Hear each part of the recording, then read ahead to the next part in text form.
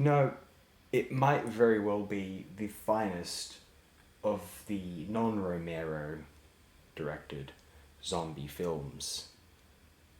And we're not including the undead who happen to be able to, or the infected, who happen to be able to run. So we're excluding Danny Boyle and we're excluding Dan O'Bannon. But Fulci, on the other hand, with Zombie 2, solidifies his new horror style going forward, distinct from the Giallo, this surrealistic splatter shtick which he enforces throughout almost the remainder of his career. And it's interesting that it resembles to some degree the move. Argento's career appeared to operate similarly. Suspiria was not a giallo so much as a visceral, kind of torturous, in the best possible way, a supernatural horror film. And it was very, very kind of aggressively gothic.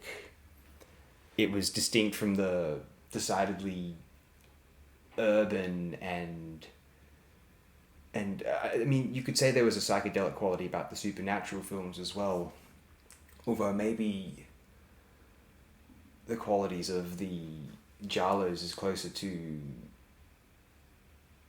you know, amphetamines and uppers, whereas the supernatural films kind of take on a more psilocybin or mescaline approach. Maybe these aren't the metaphors which we ought to be utilizing, at least not in public. But I think with Fulci Zombie 2, you have the ultimate experience in horror and horror style for its own sake.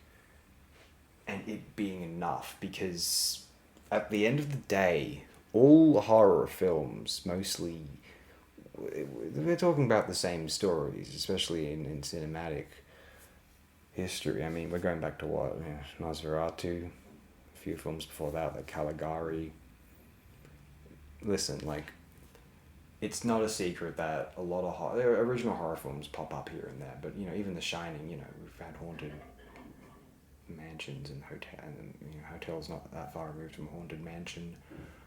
And, you know, something like The Evil Dead was very original, but, you know, a haunted cabin in the woods, reanimated corpses, hardly the first time that these came up. But the presentation was so filmic and so aesthetic, so visceral, that they came across as wildly original. And if it feels original, if it feels fresh and new, that's enough. You don't have to, like, take out a textbook and say, actually, it's not original. Because if you go by that logic, nothing is. And that's okay.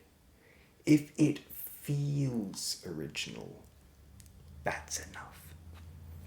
Because I promise you, the films that you thought were original, which is usually just 5 films. Look, I'm just going to go on a tiny rant here. I'll try to keep it brief. I mean, maybe we'll just end the video here after my tirade here. It got a bit frustrating, these, like, cynical Gen Xers who just started to be like, you know, everything after 1990 something is just shit. Nothing good it was all about the 80s and the 70s and maybe some of the 60s. Everything else is just kind of shit. And you go, well, okay, so everything's shit now. Like, you know, like Nolan's shit and you know, all the new genre films are shit, and everything new to do with Star Wars is shit. And all those TV shows suck, to be fair. And Rise of Skywalker was garbage, but that's besides the point. And you know, anything that tries to be smart is shit, blah, blah, blah. You go, well, what are examples of good big films? Like, what are, like, the smart films? Like, what are films which, you know, didn't fall flat on their face intellectually? And they're like, oh, well, you know, like Blade Runner, Videodrome, Clockwork Orange, and maybe Ghost in the Shell, the first one, and I like 2001: A Space Odyssey as well. And it's like, throw Solaris in there maybe. And it's like, okay, you've just named like 5 to 7 films. Like, that's nothing. So basically you're implying that it's so rare for a film to be any good in this respect that it's almost like they may as well not bother. That's kind of my problem with these arguments of everything's shit now. You ask them what was actually good in the past. It's like they can cite like 6 films that were actually good. So it's like, well, so you shouldn't expect films to be good. So what are you complaining about? If only like fucking 7 smart films exist according to them, like whatever. It's just like it's just a whole thing.